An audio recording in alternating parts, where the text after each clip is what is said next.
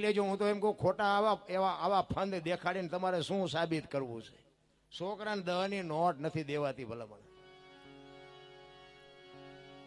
પણ કથા વંચાતી હોય અને વક્તા એક વાંચતો હોય અને ઈ વક્તા એમ કે રામ અને ભરતનો પ્રસંગ આવે અને ભાઈ ભાઈના પ્રેમની વાત આવે અને નાનો ભાઈ બાપુ મોટા ભાઈનો વિખવાદ હોય અને નાનો ભાઈ ઘરે આવીને મોટા ભાઈને જો બથ ન ભરી લે સમજી લેજો કથા નથી, એ ફજેતા છે. હાઉ વહુના જો બાપુ ડખા ન મટે, દેરાણી જેઠાણીના ડખા ન મટે તો કથામાં તો અમારે ફાયદો બાપુ, તમારે કાંઈ નહીં, ખિસ્સા ખાલી થાય.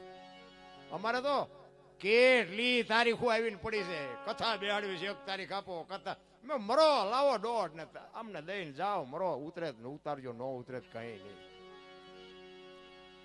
અરે આવું સત્ય કહી છે તોય હું એવું નથી કહેતો કથાનું માધ્યમ ખોટું છે એવી મારી વાત નથી. કથા છે સાંભળવા જેવી છે, પણ મેં કીધું એમાં આપણા ઘરનો વિખવાદ મટે નહીં. રામાયણ છે, રામાયણ તમે જુઓ, કેવા દીકરા, કેવા ભાઈઓ, કેવા મા બાપ, કેવી દીકરી, એનો ઇતિહાસ તમે બાપુ જીવનમાં ઉતારો નહીં તો આનો મતલબ શું એમ?